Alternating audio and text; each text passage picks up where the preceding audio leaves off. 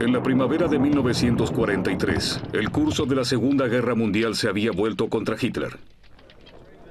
En un aterrador último intento, Hitler elaboró planes para desarrollar el arma más grande que el mundo había visto. Un monstruoso cañón enterrado bajo tierra, diseñado para destruir Londres y allanar el camino para una victoria nazi. En una carrera para destruir el supercañón de Hitler, los aliados intentaron diseñar sus propias armas milagrosas. Los británicos convocaron a Burns Wallis, el genio detrás de la bomba de rebote, quien diseñó un arma que podría desencadenar un terremoto. Los estadounidenses idearon el primer dron del mundo, un bombardero pesado controlado por radio y cargado de explosivos. Ahora, en una serie de experimentos dramáticos, el ingeniero Hugh Hunt investigará las extraordinarias tecnologías diseñadas por los aliados para destruir los búnkers nazis. 2, 1... Desapareció. Esta es la zona cero y no hay nada más. ¿Cómo funcionaba exactamente el arma de Hitler sigue siendo un misterio que Hugh se ha propuesto resolver? Con solo un puñado de fotografías granuladas para guiarlo, construirá su propia superarma. ¿Fuego? Para comprobar si el arma realmente podría haber destruido Londres. El supercañón de Hitler.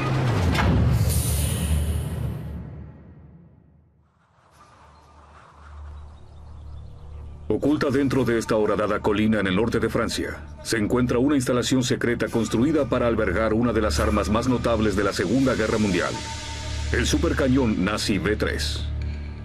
¡Santo cielo! No lo entiendo. Esto no es de roca natural, es cemento. No, es un techo, míralo. Tiene 4 o 5 metros de espesor. Protegida por un profundo búnker fortificado, esta sería el arma más grande que el mundo había visto. ¿Esta todavía funcionaba como entrada del túnel? Mira. Pero ¿cómo funcionaba? Es un misterio que el ingeniero Hunt está decidido a resolver. Sí, parece que hay una especie de escotilla. El arqueólogo del campo de batalla, Tony Pollard, lo ayudará a reconstruir la evidencia. Es un fortín engrandecido con un cañón de 130 metros de largo. Me encantaría ver lo que hay bajo tierra. Así que vamos a arrastrarnos por el cañón de un arma enorme. ¿Dónde está la escalera?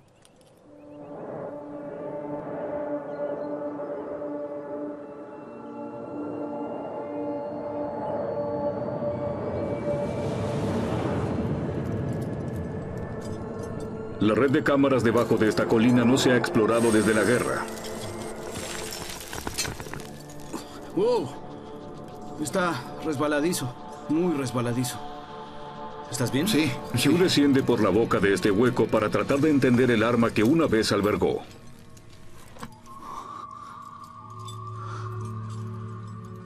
¡Wow! Mira lo empinada que se ve desde abajo. Esto es, sin duda, grande. Debe tener unos 50 metros. Tenía 130 metros. Y estamos a un tercio del camino. El túnel se extiende por otros 80 metros bajo sus pies.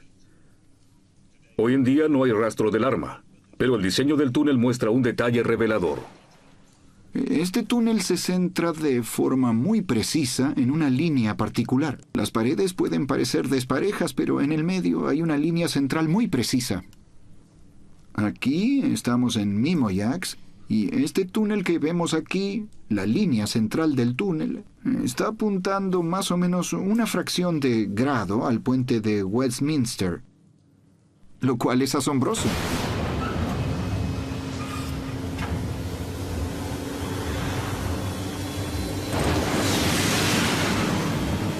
El arma de Hitler apuntaba al centro de Londres por una buena razón.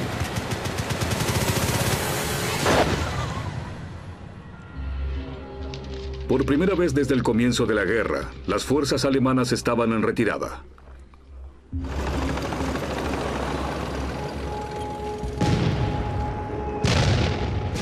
En 1943, Hitler había conocido la derrota en los desiertos del norte de África. Y su ejército había sido expulsado de la Unión Soviética después de una gran derrota en la batalla de Stalingrado. estaba desesperado por volver a ganar. En el centro de la sala de guerra de Hitler estaba el supercañón, o el cañón de Londres, como se lo llamaba. Tendría 25 cañones y dispararía 300 proyectiles por hora, 24 horas al día. El mantenimiento de este monstruo requeriría una enorme infraestructura, una red de galerías para almacenar municiones, 1.200 soldados para cargar las armas de fuego y un ferrocarril subterráneo para poder abastecerse. Esta era artillería pesada bélica a escala industrial. ¡Wow! Aquí vamos. Mira, hay cilindros de gas. Hugh y Tony exploran los confines del complejo en busca de pistas sobre cómo se construyeron los túneles. Mira esto, Hugh. Mira, han usado taladros y picos que golpearon con martillos. Mira, mira, mira eso. Mira, mira esto. Mira, mira esto. Mira esto. Encaja. Lo usaban para quitar los fragmentos de piedra. Imagina el esfuerzo de todo el día, todos los días. Martillar estos picos y luego quitar todos los escombros. Es una idea terrible. Las primeras víctimas del supercañón no fueron los habitantes de Londres, sino los trabajadores que construyeron la fortaleza. Este complejo fue construido por un gran número de personas que habían sido reclutadas contra su voluntad. Y no puede haber duda de que muchas personas perdieron la vida. Esto no fue una construcción normal. El trabajo aquí no se detenía nunca. Había cuadrillas de trabajadores las 24 horas del día, los 7 días de la semana. La prioridad era hacer que esas armas funcionaran y el costo humano no importaba. Hitler quería apurar el armado de su arma maravilla porque tenía hambre de venganza. Su Luftwaffe había perdido la superioridad aérea en los cielos de Europa. Y los aliados estaban aprovechando esta falta de cobertura aérea con un implacable bombardeo a las ciudades alemanas. Hitler quería darles a los aliados un poco de su propia medicina.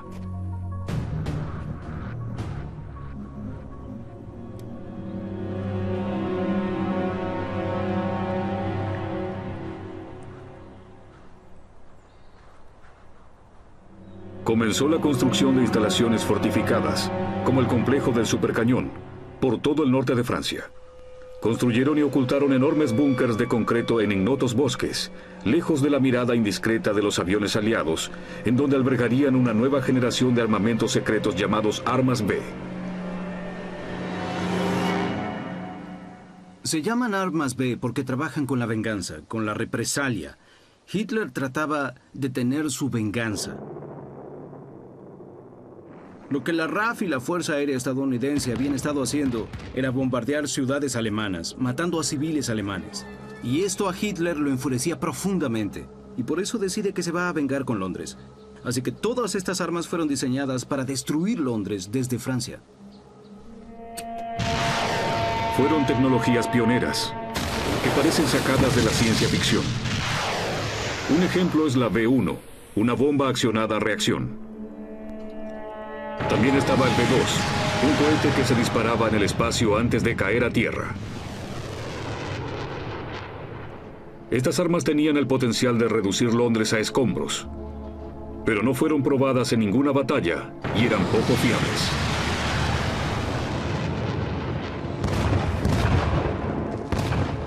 Al menos al principio, Hitler estaba bastante escéptico con estas nuevas armas experimentales. Cohetes y misiles no era lo que más le gustaba. Él tenía una formación militar más tradicional, moldeada en las trincheras de la Primera Guerra. Y lo que le dio esa experiencia fue el conocimiento de la eficacia que podía proporcionar la artillería. Había visto cómo la artillería podía cortar a los hombres en dos, porque el 80% de las bajas del lado occidental fueron causadas por la artillería. Y la B-3 era una superarma de la vieja escuela, pero con algo nuevo.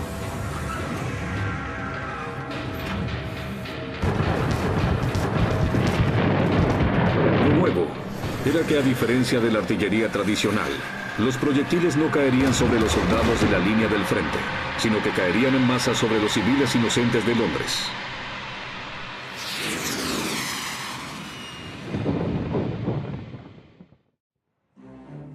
Unidad de interpretación fotográfica. En septiembre de 1943, los aliados comenzaron a descubrir la trama secreta de Hitler para destruir Londres con su superarma.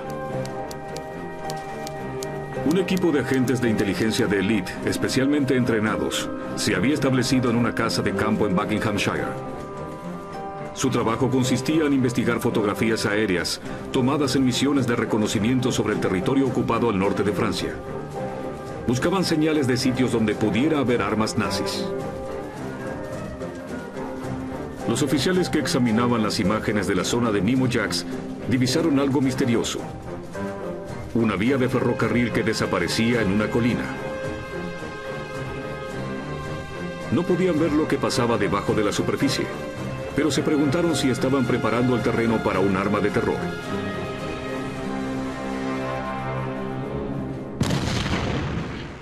Desde hacía 2 años, un rincón de Gran Bretaña ya había estado en la mira de las grandes armas nazis. Y el cañón ferroviario K5 en las afueras de Calais fue uno de los más grandes. Lo usaron para atacar la costa inglesa. Y de hecho atacaban con bastante regularidad la ciudad de Dover. Y ese rincón del sureste de Inglaterra fue atacado tantas veces durante los años de la guerra que se hizo conocido como la esquina del infierno. Lo que hacía la población era correr a esconderse en las cuevas de los acantilados detrás de la ciudad. Y los alemanes eran crueles, ya que esperaban hasta que la alarma acabara y la gente comenzara a salir otra vez para disparar de nuevo en campo abierto. Atacaron mucho la costa. Fueron como unas 10.000 viviendas en Kent que quedaron destruidas por el fuego de artillería. El K5 podía disparar un proyectil a 65 kilómetros, aunque Hitler quería llegar a Londres, más del doble de la distancia. Pero para llegar allí, sus ingenieros tuvieron que encontrar una manera de aumentar la velocidad de los proyectiles. Uno de los métodos era simplemente aumentar la longitud del cañón, para que la explosión empujara el proyectil durante más tiempo. Pero no es tan fácil como parece. Una de las cosas que la gente no piensa es que esto se inclina por su propio ¿En serio? peso. ¿Incluso un cañón? Incluso un cañón. Wow. Y cuanta mayor distancia se cubra, más flexible será. Poder soportar un cañón más largo no es el único problema. Si el cañón se extiende demasiado, la explosión que impulsa el proyectil finalmente se desvanece.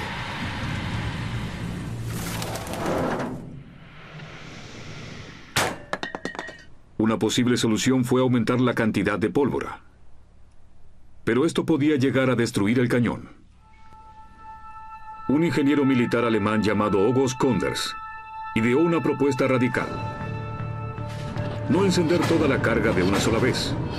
En su lugar, se debía dividir en pequeñas cantidades y distribuirla en las cámaras a lo largo del cañón.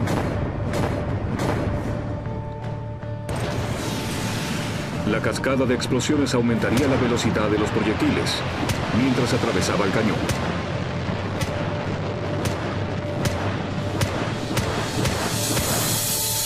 Hitler ordenó a sus ingenieros construir un prototipo de supercañón en la Polonia ocupada y apresuró el trabajo en la fortaleza de Francia hasta donde sería llevado.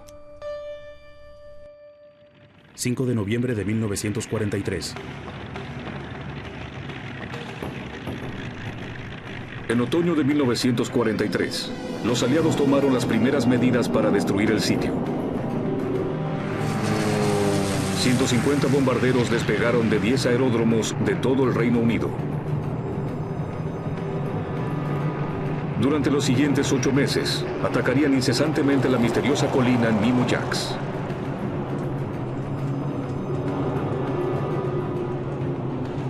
Hubo 18 misiones. Los 1.375 aviones lanzaron 6.517 bombas.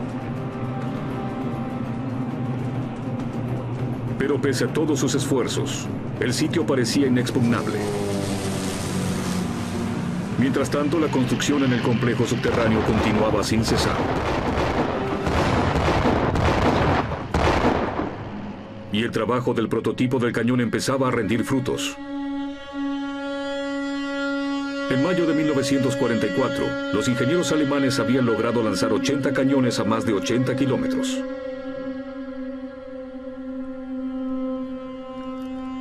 Estaban a punto de construir un arma capaz de derrumbar Londres.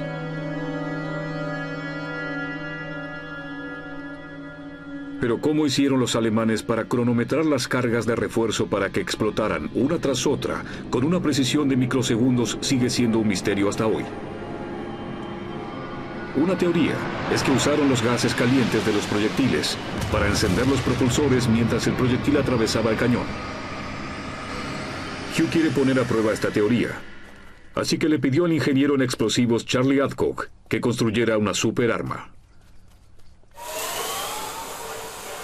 Usarán los cañones de 6 fusiles.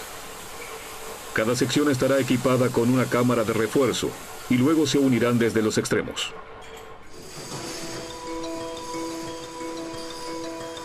Si Hugh logra que su modelo experimental funcione, será el primero en disparar el supercañón desde la Segunda Guerra Mundial.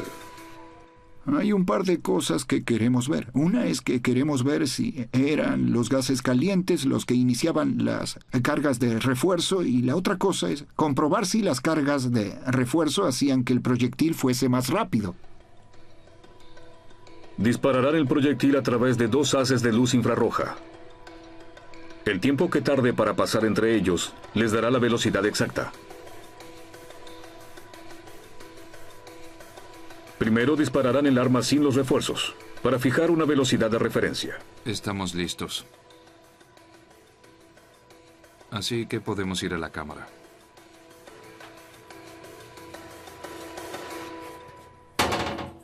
Un rápido toque de sirena. Bien. ¡Fuego! Allí vamos. Tiene una velocidad de 742 metros por segundo. Ahora intentarán acelerar el proyectil con las cargas de refuerzo. Carguemos estas cámaras laterales.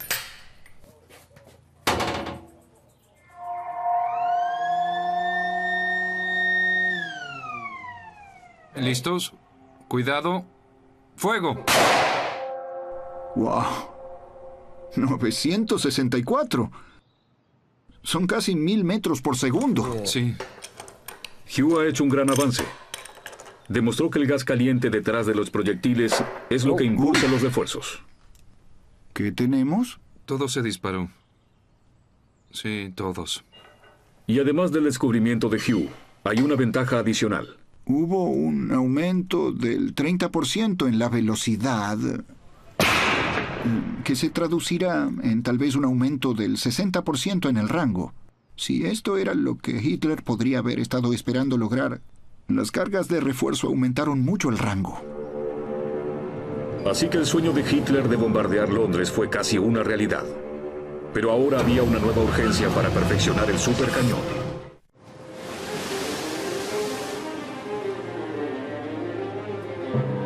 El 6 de junio de 1944, el día D.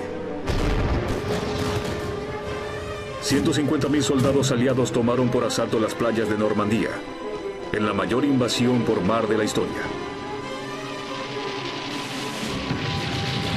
En solo 24 horas atravesaron las defensas alemanas y ocuparon un punto de apoyo en la Europa ocupada por los nazis. Hitler exigió una respuesta rápida.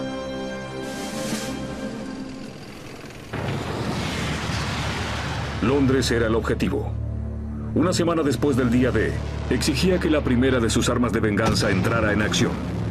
Los motores de reacción de las bombas B-1 fueron cronometrados para sobrevolar y destruir la ciudad. Durante un periodo de 80 días, murieron más de 6.000 personas y 1 millón de edificios fueron destrozados o dañados. La filosofía es que si se podía destruir la moral de un pueblo, debía quebrarse su voluntad de pelear. Entonces, en lugar de ir tras los objetivos militares sólidos, iban tras los objetivos civiles menos sólidos. Es una manera muy cruel y muy desagradable de hacer la guerra. pero ellos creyeron que funcionaría. En su desesperación, los aliados recurrieron a los científicos militares para desarrollar superarmas propias y así contrarrestar la amenaza nazi. El éxito significaría nada menos que la salvación de Londres. Los ingenieros que trabajaron a ambos lados del Atlántico diseñaron soluciones novedosas para este desafío.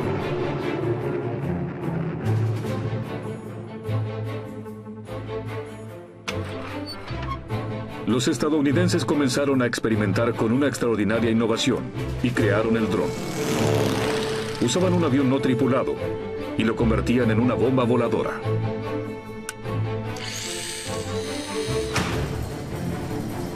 Los británicos llamaron a su ingeniero estrella, Barnes Wallis, quien ideó la primera bomba destructora de búnkers del mundo. Wallis era un pensador original con ideas que se adelantaban años a su tiempo.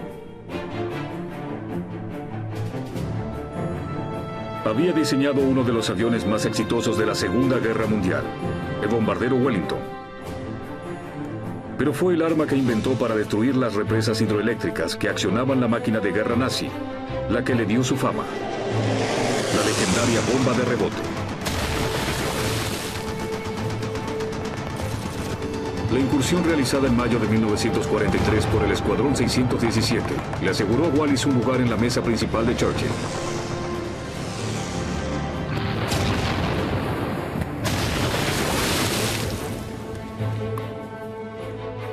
Y ahora su reto era crear la bomba más grande que el mundo jamás había visto.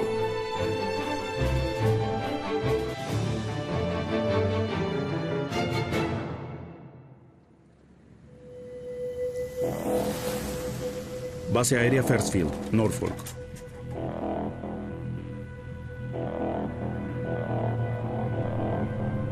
En julio de 1944, en una apartada base aérea en East Anglia, un bombardero modificado especialmente cargado con equipos ultrasecretos llegó desde Filadelfia. Era la pieza central de un audaz plan estadounidense para acabar con el supercañón de Hitler. En lugar de dejar caer bombas sobre el blanco desde una cierta altura, la propia aeronave sería utilizada como misil a control remoto. Estas armas eran muy difíciles de destruir, pero tener una gigantesca bomba voladora que podía ser guiada con precisión hacia una de estas metas y hacerla explotar parecía una bendición del cielo.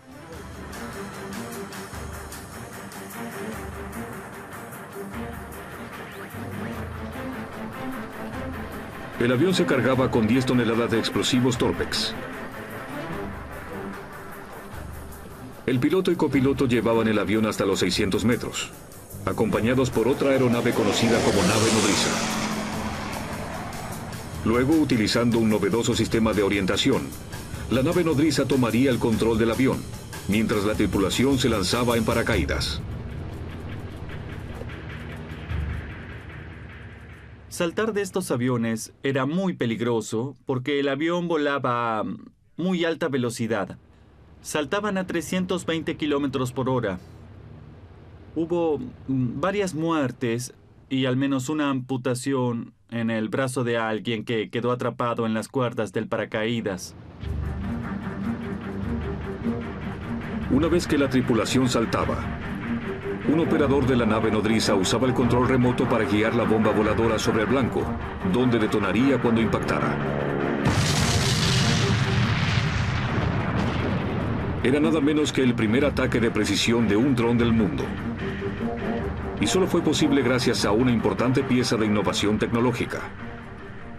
Lo que es increíble, y creo que es algo que la mayoría de la gente no valora, es que antes de que la televisión llegara a sus casas, ya se había utilizado en el campo de batalla.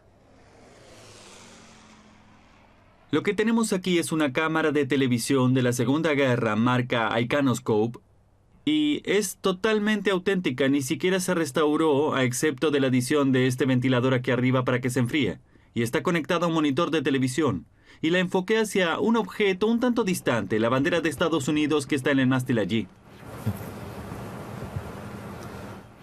Puedo distinguir las rayas sin problema, pero no veo las estrellas muy bien.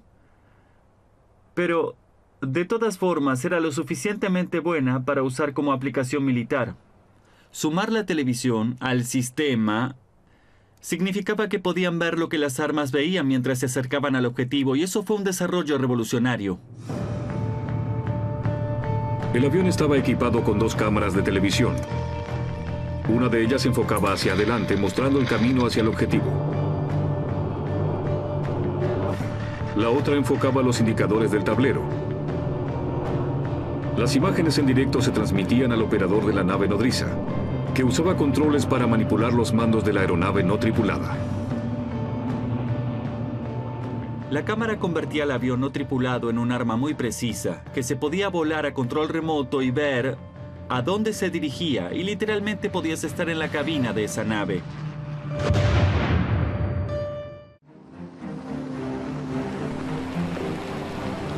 En julio de 1944, los planes para usar esta nueva tecnología experimental para eliminar el supercañón de Hitler estaban en marcha.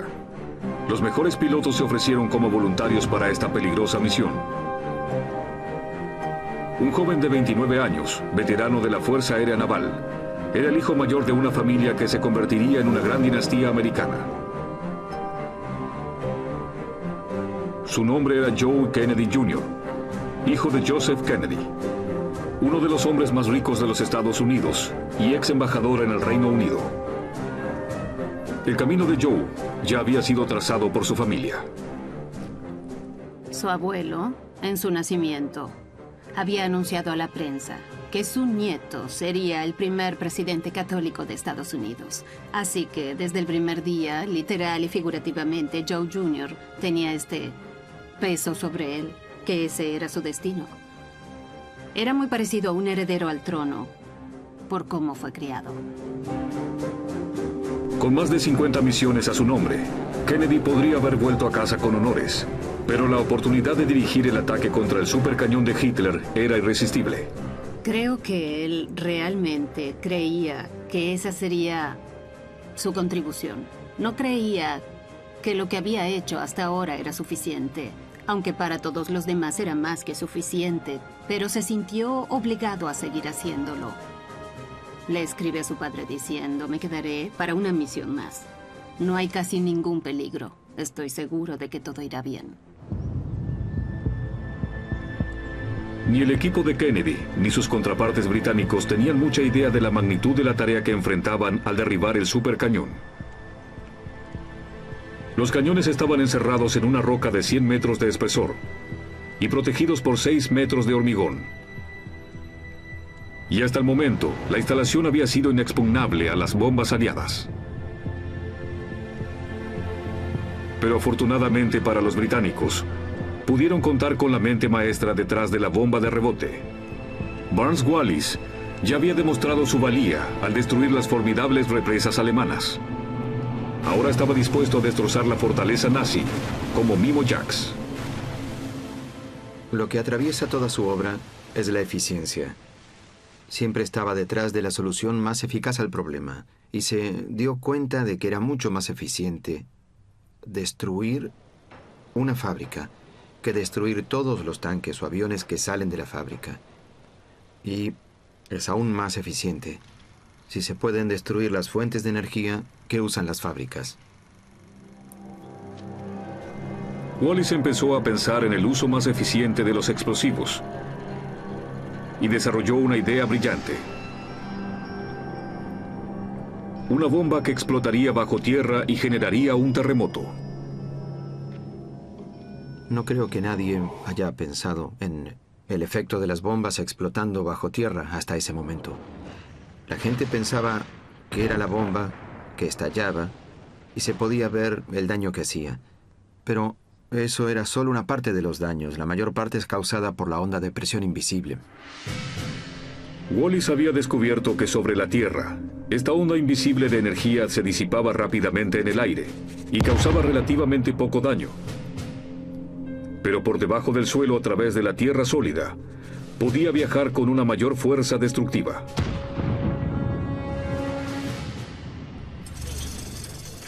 Una bomba subterránea sería más eficiente que una explosión en la superficie. Pero poder penetrar profundamente en la Tierra era el nuevo reto. Wallis decidió lanzar las bombas en una sola pieza para lograr mayor resistencia. La carcasa de acero tenía que ser lo suficientemente gruesa, donde se necesitaba más fuerza, pero sería más delgada en los otros lugares para ahorrar peso. Esta sección es prácticamente sólida. Golpea el suelo muy rápido y sin aplastarse. Aquí es muy sólida y eso es bueno. Y se ahueca en esta parte.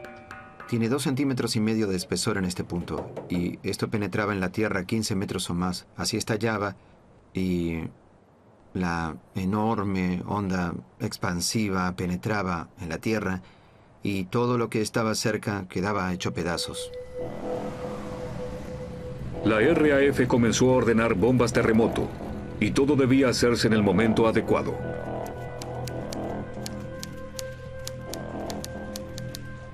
...5 de julio de 1944. En un espectacular avance, la unidad de inteligencia que interpretaba las fotografías de Mimo Jax detectó aberturas sospechosas en una losa de concreto que protegía el búnker subterráneo del supercañón. Una de las aberturas contenía un objeto que se identificó como el extremo de un cañón. Los nazis habían comenzado a instalar la superarma.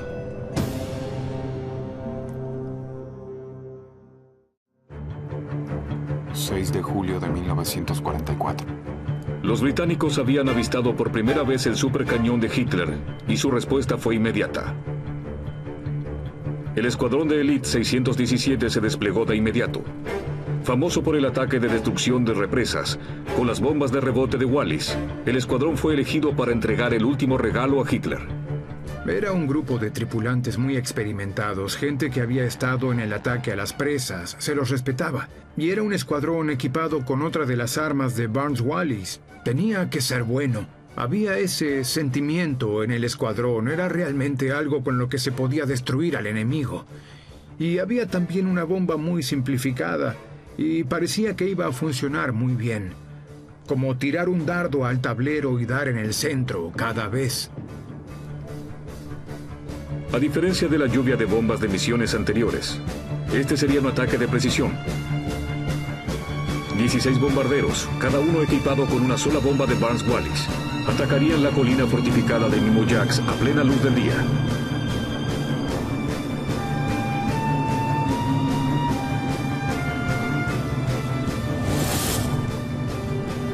Este video capta la explosión de las bombas terremoto.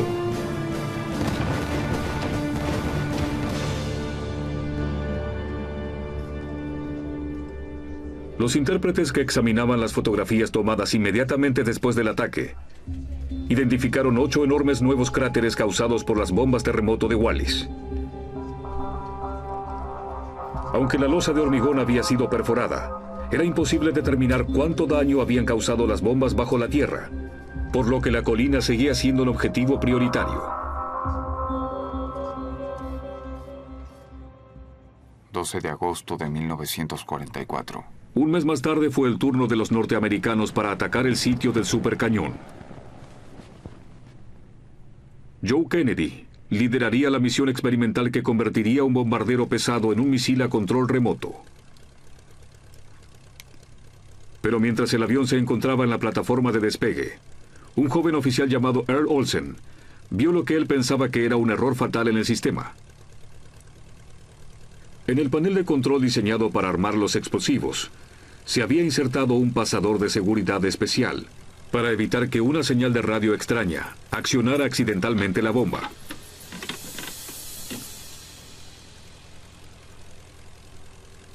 Earl estaba convencido de que el pasador de seguridad hacía que el panel fuera más peligroso y llevó sus preocupaciones hasta la cadena de mando, pero nadie quiso escucharlo. De todos los que trabajaban en el programa de aviones no tripulados, Earl Olsen era la persona más calificada para hacer una evaluación de este panel. Pero muchas personas no lo escucharon porque era un joven oficial de grado, no estaba graduado en la universidad y lo que sabía de electrónica lo aprendió como autodidacta. Y las personas de la fábrica militar que habían construido el panel eran expertos, eran los mejores expertos. ¿Y quién era Olsen para discutirles?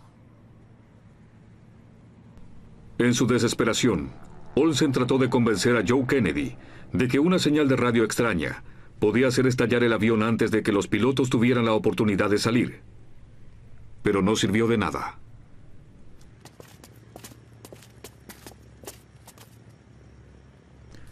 A las 6 p.m., Joe Kennedy y su copiloto se apretujaron entre las 12 toneladas de explosivos de alta potencia.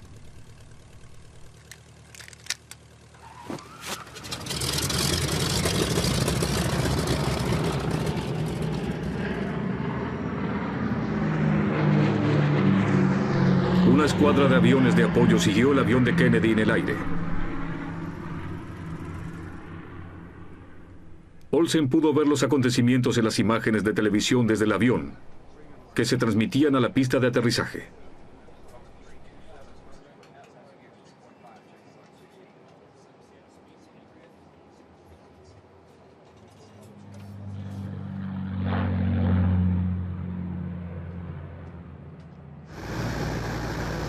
El Sun-Suk Black, el avión de Kennedy, tuvo un despegue perfecto. Subió hasta cerca de los 600 metros, que era la altitud de la misión. Y en ese punto Kennedy dijo en la radio la palabra clave descarga de espada 2 veces. Esa era la señal para que el piloto de la nave nodriza tomara el mando del avión y comenzó a probarlo metódicamente, encendiendo y apagando el televisor, haciéndolo girar.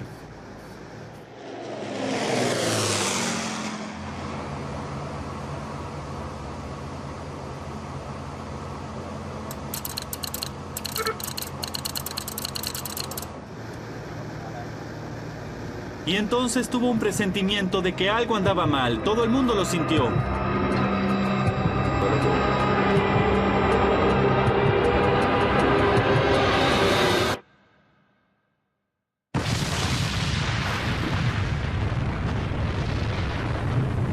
El avión explotó sobre Suffolk a las 18:20 precisamente.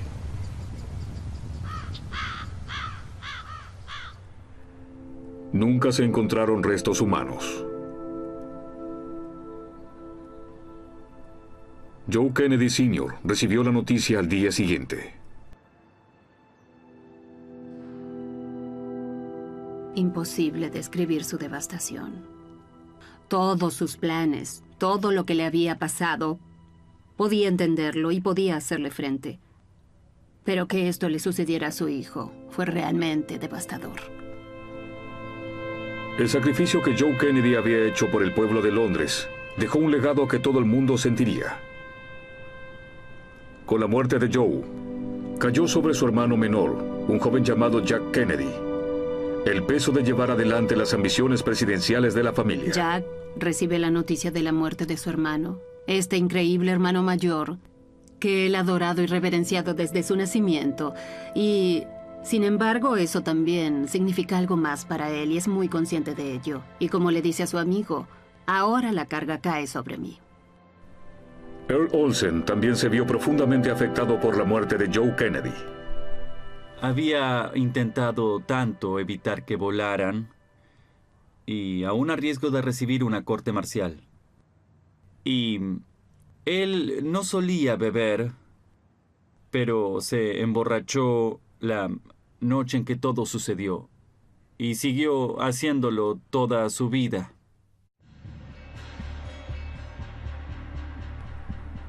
Lo que Olsen vio exactamente en el panel ese día es un misterio para la historia. Hasta ahora.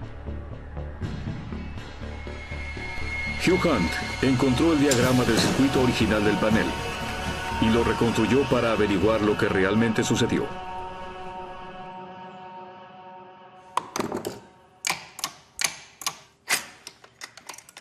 Cuando reconstruí este panel fue increíble ver cómo se hizo evidente que algo iba a salir mal. Con gran sensatez habían colocado el pasador de seguridad, por lo que el sistema mecánico de armado nunca se operaría de forma accidental. Pero justo antes de salir, quitaron el pasador de seguridad. Y si hubiera una señal de radio extraña, en entonces la palanca no se mueve, lo que significa que el sistema mecánico de armado es seguro. Pero miren, esta luz está encendida y eso significa que la energía eléctrica sigue funcionando hasta estos pequeños solenoides que no están diseñados para que la corriente fluya continuamente. Miren, se está poniendo muy caliente. Está comenzando a quemarse. Hugh y el experto en explosivos Charlie Adcock quieren ver lo que pasaría si un solenoide recalentado queda muy cerca de un detonador y algunos Torpex, tal como pasó en los aviones de Kennedy. Creo que el solenoide provocaría un incendio. Tiene explosivos y detonadores todos juntos. Es un desastre seguro. Hugh une el solenoide a su panel y repasa la rutina de armado. El contacto de seguridad está en su lugar. ¿Encendido? ¿Luz? ¿Encendida? Bien, vamos. Vigilan el experimento desde un dron. En menos de 2 minutos, aparecen las primeras señales de humo desde el solenoide. Eso es humo. Algo está pasando. ¡Wow! Creo que algo pasó. Definitivamente.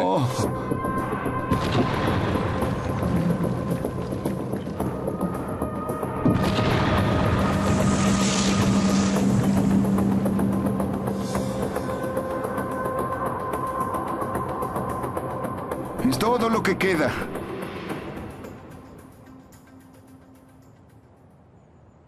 El avión de Kennedy tenía cerca de 12 toneladas de Torpex y acabamos de ver que si el solenoide se mantiene accionado con corriente durante un par de minutos, entonces todo explota. Hugh descubre el defecto fatal. Estos pequeños componentes llamados solenoides eran parte del sistema de armado y se unieron a los detonadores dentro de las cajas de explosivos. Debían ser activados por un pulso de electricidad que duraría una fracción de segundo.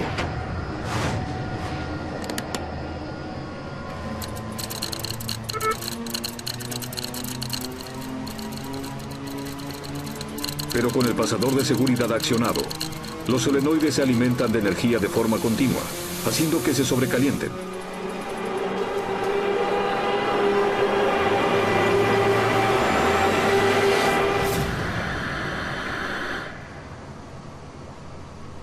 Por un cruel giro del destino, el sacrificio de Joe Kennedy resultó ser trágicamente innecesario.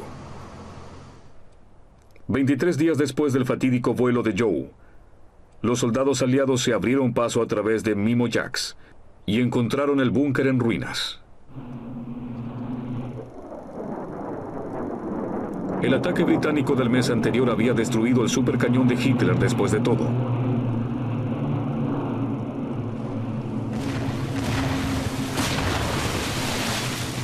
La bomba terremoto de Barnes-Wallis estuvo a la altura de su nombre. Todos estos arcos de hormigón cuidadosamente construidos y todas estas bases para el cañón y para la infraestructura del cañón fueron muy dañados. Imposible de reparar. Muchos testigos de la época lo describieron como si fuera un terremoto. En su último momento, la trama de Hitler para destruir Londres se había visto frustrada. Y sus esperanzas de cambiar el curso de la guerra en su favor quedaron en ruinas.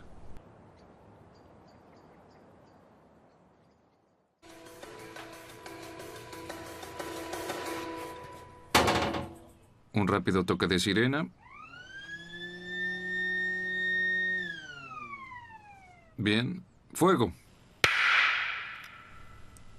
Allí vamos. Tiene una velocidad de 742 metros por segundo. Ahora intentarán acelerar el proyectil con las cargas de refuerzo. Carguemos estas cámaras laterales.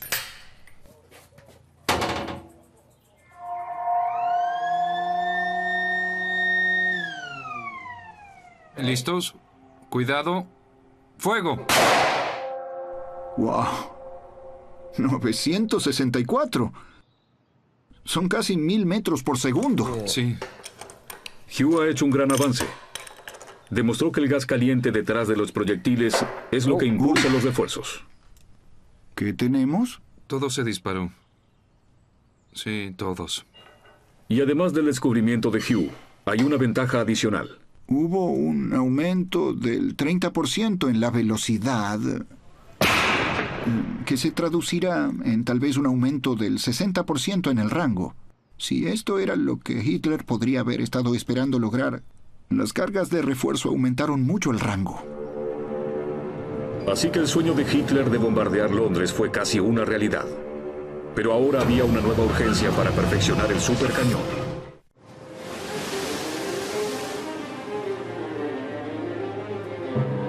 El 6 de junio de 1944, el día D,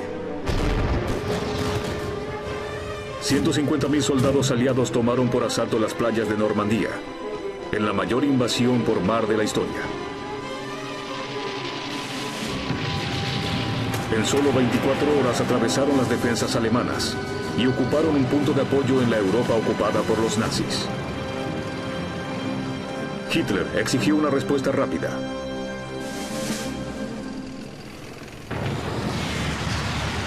Londres era el objetivo. Una semana después del día D, exigía que la primera de sus armas de venganza entrara en acción. Los motores de reacción de las bombas B-1 fueron cronometrados para sobrevolar y destruir la ciudad. Durante un periodo de 80 días, murieron más de 6.000 personas y 1 millón de edificios fueron destrozados o dañados. La filosofía es que si se podía destruir la moral de un pueblo, debía quebrarse su voluntad de pelear. Entonces, en lugar de ir tras los objetivos militares sólidos, iban tras los objetivos civiles menos sólidos. Es una manera muy cruel y muy desagradable de hacer la guerra. Pero ellos creyeron que funcionaría. En su desesperación, los aliados recurrieron a los científicos militares Joe Kennedy, de que una señal de radio extraña podía hacer estallar el avión antes de que los pilotos tuvieran la oportunidad de salir. Pero no sirvió de nada.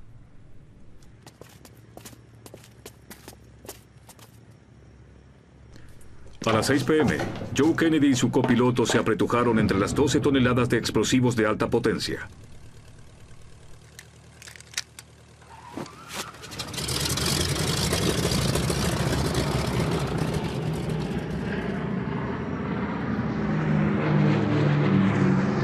Una escuadra de aviones de apoyo siguió el avión de Kennedy en el aire. Olsen pudo ver los acontecimientos en las imágenes de televisión desde el avión, que se transmitían a la pista de aterrizaje.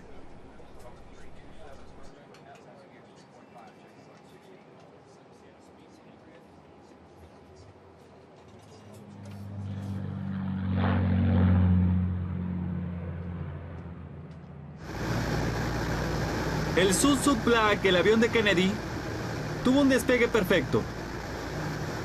Subió hasta cerca de los 600 metros, que era la altitud de la misión.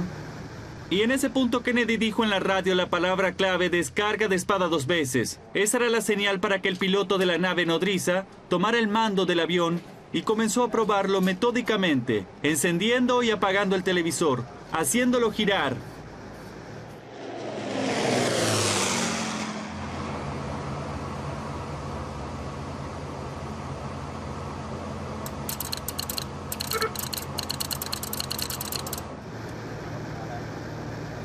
Y entonces tuvo un presentimiento de que algo andaba mal. Todo el mundo lo sintió.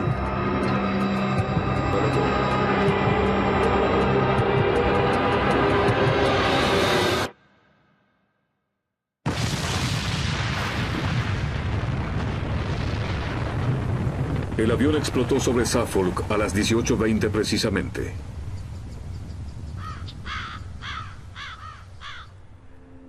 Nunca se encontraron restos humanos. Joe Kennedy Sr. recibió la noticia al día siguiente. Imposible describir su devastación. Todos sus planes, todo lo que le había pasado, podía entenderlo y podía hacerle frente. Pero que esto le sucediera a su hijo fue realmente devastador. El sacrificio que Joe Kennedy había hecho por el pueblo de Londres dejó un legado que todo el mundo sentiría. Con la muerte de Joe, cayó sobre su hermano menor, un joven llamado Jack Kennedy, el peso de llevar adelante. Los estadounidenses comenzaron a experimentar con una extraordinaria innovación y crearon el dron. Usaban un avión no tripulado y lo convertían en una bomba voladora.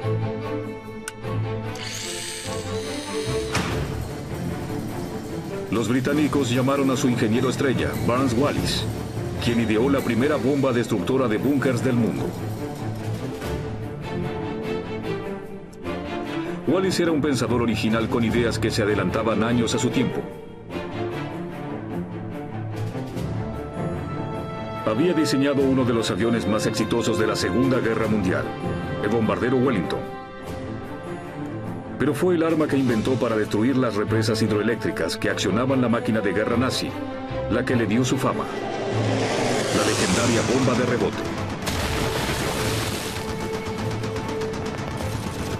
La incursión realizada en mayo de 1943 por el Escuadrón 617 le aseguró a Wallis un lugar en la mesa principal de Churchill.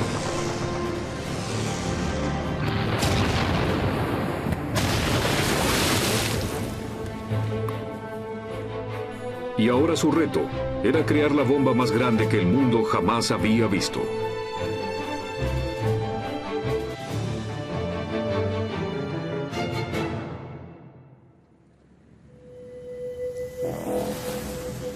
Base aérea Firstfield, Norfolk.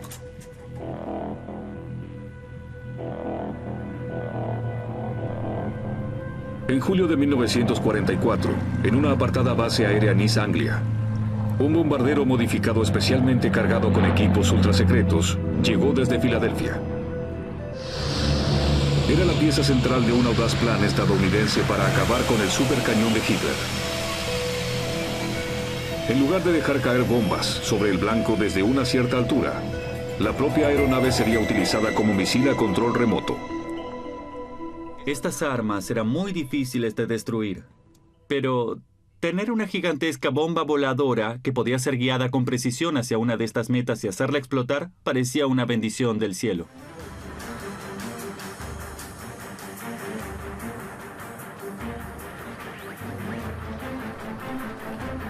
El avión se cargaba con 10 toneladas de explosivos Torpex. El piloto y copiloto llevaban el avión hasta los 600 metros, acompañados por otra aeronave conocida como nave nodriza. Luego, utilizando un novedoso sistema de orientación, la nave nodriza tomaría el control del avión, mientras la tripulación se lanzaba en paracaídas. Saltar de estos aviones era muy peligroso porque era el ataque de precisión de un dron del mundo. Y solo fue posible gracias a una importante pieza de innovación tecnológica. Lo que es increíble, y creo que es algo que la mayoría de la gente no valora, es que antes de que la televisión llegara a sus casas, ya se había utilizado en el campo de batalla. Lo que tenemos aquí es una cámara de televisión de la Segunda Guerra marca Iconoscope, y es totalmente auténtica, ni siquiera se restauró, a excepto de la adición de este ventilador aquí arriba para que se enfríe, y está conectada a un monitor de televisión. Y la enfoqué hacia un objeto un tanto distante, la bandera de Estados Unidos que está en el mástil allí. Puedo distinguir las rayas sin problema, pero no veo las estrellas muy bien.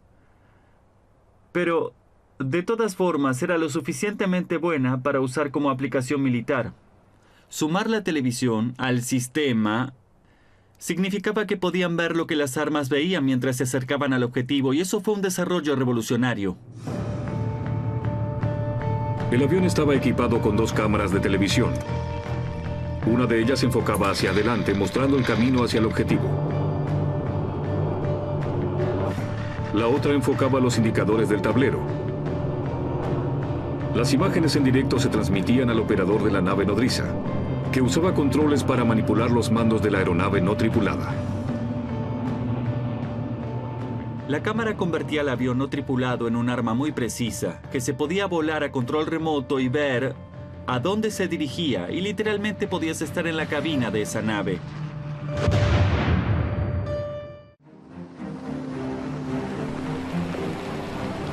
En julio de 1944, los planes para usar esta nueva tecnología experimental para eliminar el supercañón de Hitler estaban en marcha. Los mejores pilotos se ofrecieron como voluntarios para esta peligrosa misión. Un joven de 29 años, veterano de la Fuerza Aérea Naval, era el hijo mayor de una familia que se convertiría en una gran dinastía americana. Su nombre era Joe Kennedy Jr., hijo de Joseph Kennedy, uno de los hombres más ricos de los Estados Unidos y ex embajador en el Reino Unido. El camino de Joe ya había sido trazado por su familia. Su abuelo, en su nacimiento, había anunciado a la prensa que su nieto sería el primer presidente católico de Estados Unidos. Así que desde el primer día, literal y figurativamente, Joe Jr. tenía este peso sobre él, que ese era su destino. Era muy parecido a un heredero al trono por cómo fue criado. Con más de 50 misiones a su nombre, Los 7 días de la semana. La prioridad era hacer que esas armas funcionaran y el costo humano no importaba. Hitler quería apurar el armado de su arma maravilla porque tenía hambre de venganza. Su Luftwaffe había perdido la superioridad aérea en los cielos de Europa. Y los aliados estaban aprovechando esta falta de cobertura aérea con un implacable bombardeo a las ciudades alemanas. Hitler quería darles a los aliados un poco de su propia medicina.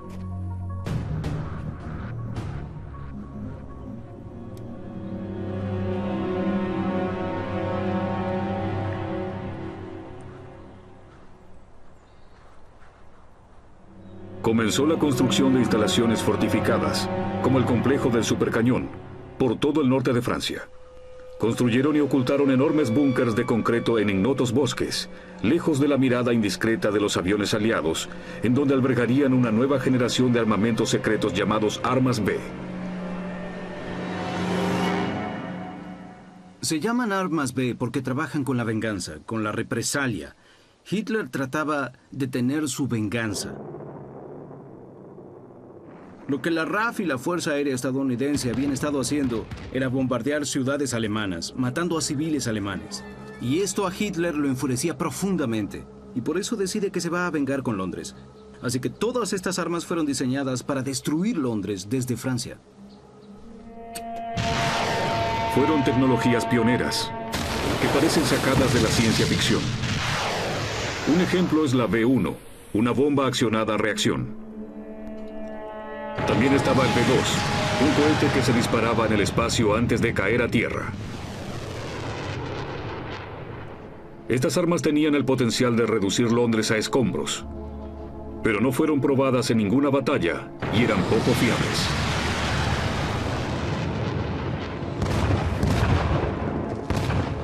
Al menos al principio, Hitler estaba bastante escéptico con estas nuevas armas experimentales. Cohetes y misiles no era lo que más le gustaba. Él tenía una formación militar más tradicional, moldeada en las trincheras de la Primera Guerra. Y lo que le dio esa experiencia fue el conocimiento de la eficacia que podía proporcionar la artillería. Había visto cómo la artillería podía cortar a los hombres en dos, porque el 80% de las bajas del lado occidental fueron causadas por la artillería. Y la B-3 era una superarma de la vieja escuela, pero con algo nuevo.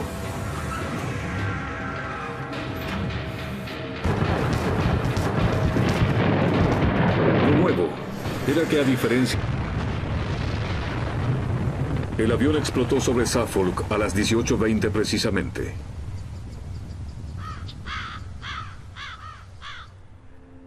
Nunca se encontraron restos humanos. Joe Kennedy Sr. recibió la noticia al día siguiente. Imposible describir su devastación. Todos sus planes, todo lo que le había pasado, podía entenderlo y podía hacerle frente. Pero que esto le sucediera a su hijo fue realmente devastador. El sacrificio que Joe Kennedy había hecho por el pueblo de Londres dejó un legado que todo el mundo sentiría. Con la muerte de Joe, cayó sobre su hermano menor, un joven llamado Jack Kennedy, el peso de llevar adelante las ambiciones presidenciales de la familia. Jack recibe la noticia de la muerte de su hermano, este increíble hermano mayor, que él ha adorado y reverenciado desde su nacimiento. Y, sin embargo, eso también significa algo más para él y es muy consciente de ello. Y como le dice a su amigo, ahora la carga cae sobre mí. Earl Olsen también se vio profundamente afectado por la muerte de Joe Kennedy. Había intentado tanto evitar que volaran, y aún a riesgo de recibir una corte marcial. Y él no solía beber, pero se emborrachó la noche en que todo sucedió, y siguió haciéndolo toda su vida.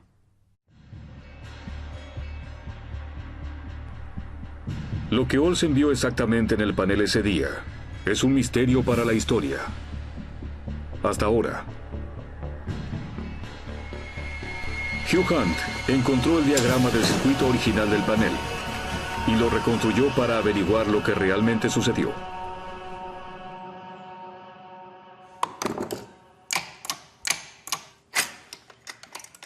Cuando reconstruí este panel fue increíble ver cómo se hizo evidente que algo iba a salir mal. Con gran sensatez habían colocado el pasador de seguridad, por lo que el sistema mecánico de armado nunca se operaría de forma accidental. Pero justo antes de salir, quitaron el pasador de seguridad. Y si hubiera una señal de radio extraña, entonces la palanca no se mueve, lo que significa que el sistema mecánico de armado es seguro.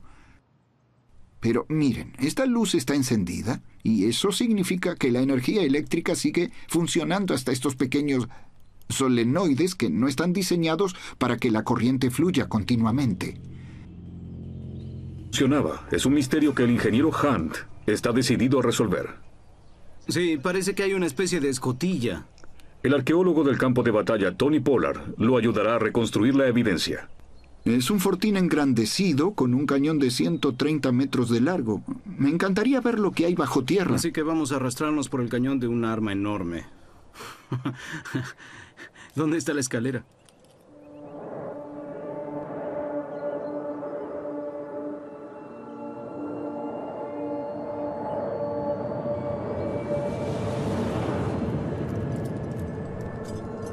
La red de cámaras debajo de esta colina no se ha explorado desde la guerra. ¡Wow! Está resbaladizo, muy resbaladizo. ¿Estás bien? Sí. Hugh desciende por la boca de este hueco para tratar de entender el arma que una vez albergó.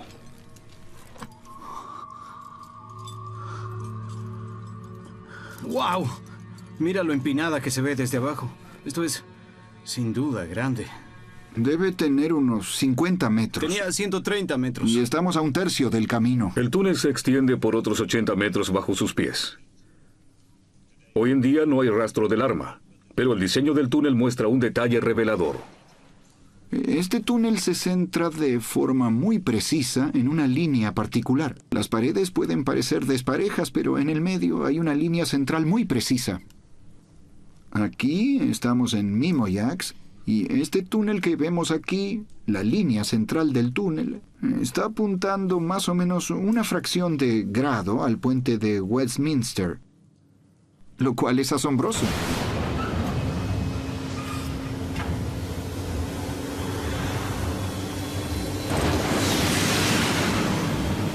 El arma de Hitler apuntaba al centro de Londres por una buena razón.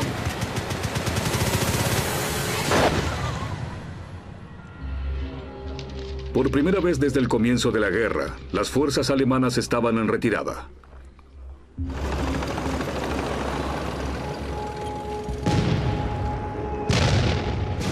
En 1943, Hitler había conocido la derrota en los desiertos del norte de África. Y su ejército había sido expulsado de la Unión Soviética después de una gran derrota en la batalla de Stalingrado. Estaba desesperado por volver a ganar. En el centro de la sala de guerra de Hitler estaba el Supercañón, o el Cañón de Londres, como se lo llamaba. Tendría 25 cañones y dispararía 300 proyectiles por hora, 24 horas al día. El mantenimiento de este monstruo era imposible determinar cuánto daño habían causado las bombas bajo la tierra, por lo que la colina seguía siendo un objetivo prioritario. 12 de agosto de 1944. Un mes más tarde fue el turno de los norteamericanos para atacar el sitio del Supercañón. Joe Kennedy lideraría la misión experimental que convertiría un bombardero pesado en un misil a control remoto.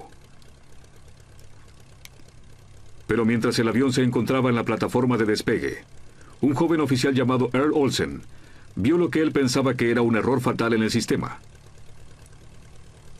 En el panel de control diseñado para armar los explosivos, se había insertado un pasador de seguridad especial para evitar que una señal de radio extraña accionara accidentalmente la bomba.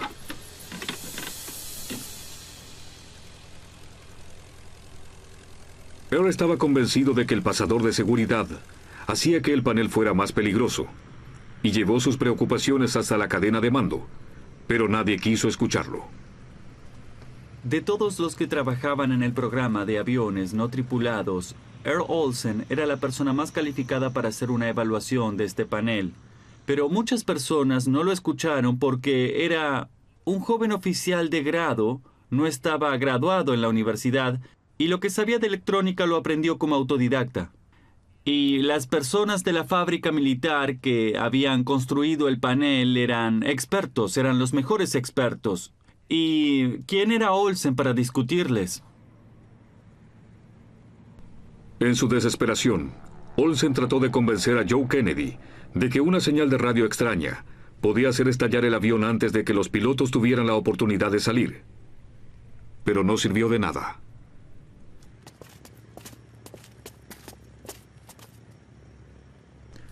A las 6 p.m., Joe Kennedy y su copiloto se apretujaron entre las 12 toneladas de explosivos de alta potencia.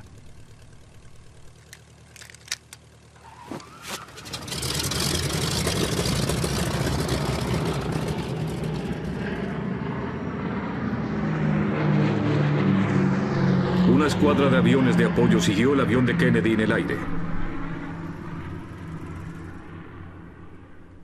Olsen pudo ver los acontecimientos en las imágenes de televisión desde el avión, que se transmitían a la pista de aterrizaje.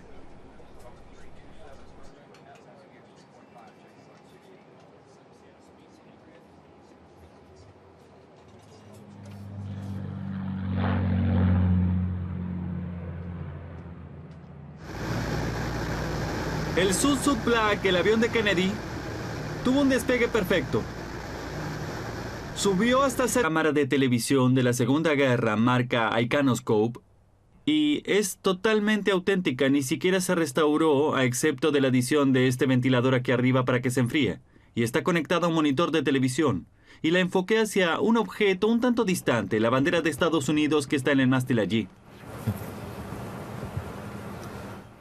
Puedo distinguir las rayas sin problema, pero no veo las estrellas muy bien. Pero, de todas formas, era lo suficientemente buena para usar como aplicación militar. Sumar la televisión al sistema significaba que podían ver lo que las armas veían mientras se acercaban al objetivo, y eso fue un desarrollo revolucionario. El avión estaba equipado con 2 cámaras de televisión. Una de ellas enfocaba hacia adelante, mostrando el camino hacia el objetivo. La otra enfocaba los indicadores del tablero. Las imágenes en directo se transmitían al operador de la nave nodriza, que usaba controles para manipular los mandos de la aeronave no tripulada. La cámara convertía al avión no tripulado en un arma muy precisa, que se podía volar a control remoto y ver a dónde se dirigía, y literalmente podías estar en la cabina de esa nave.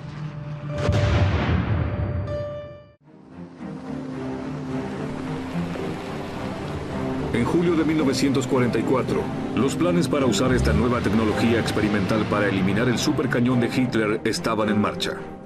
Los mejores pilotos se ofrecieron como voluntarios para esta peligrosa misión. Un joven de 29 años, veterano de la Fuerza Aérea Naval, era el hijo mayor de una familia que se convertiría en una gran dinastía americana.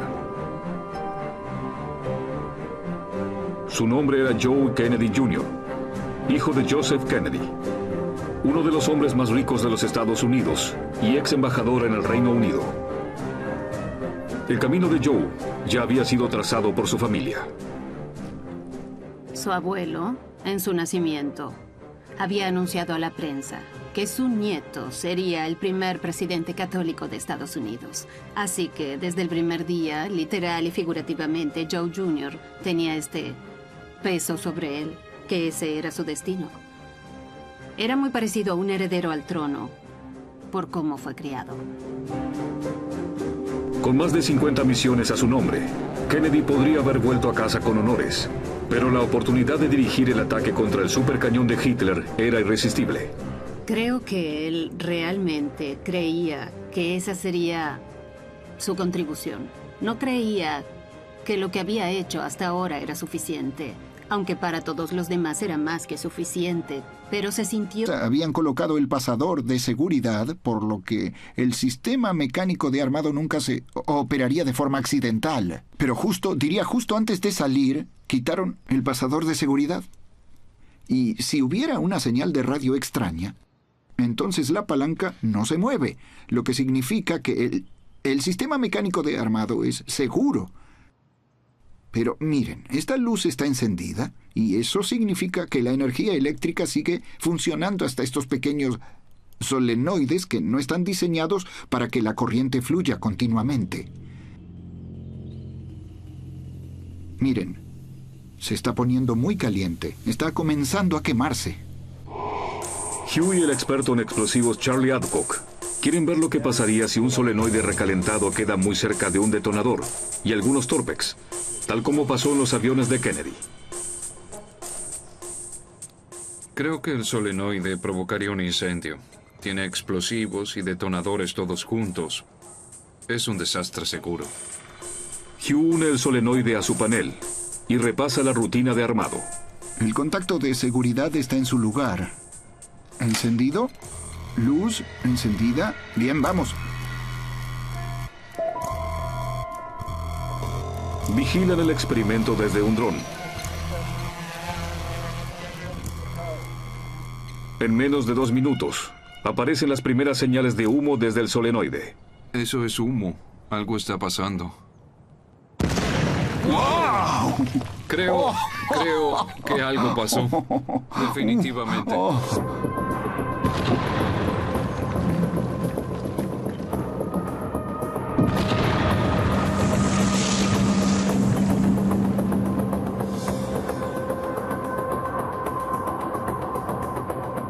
Es todo lo que queda.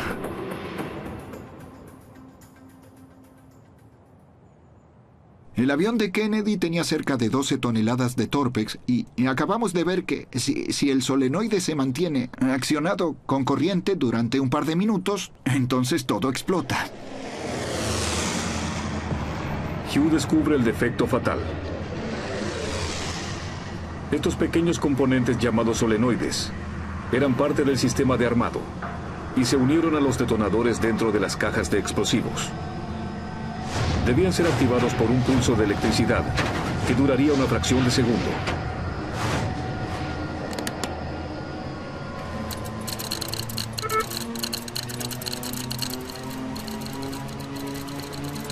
Pero con el pasador de seguridad accionado, los solenoides se alimentan de energía de forma continua, haciendo que se sobrecalienten.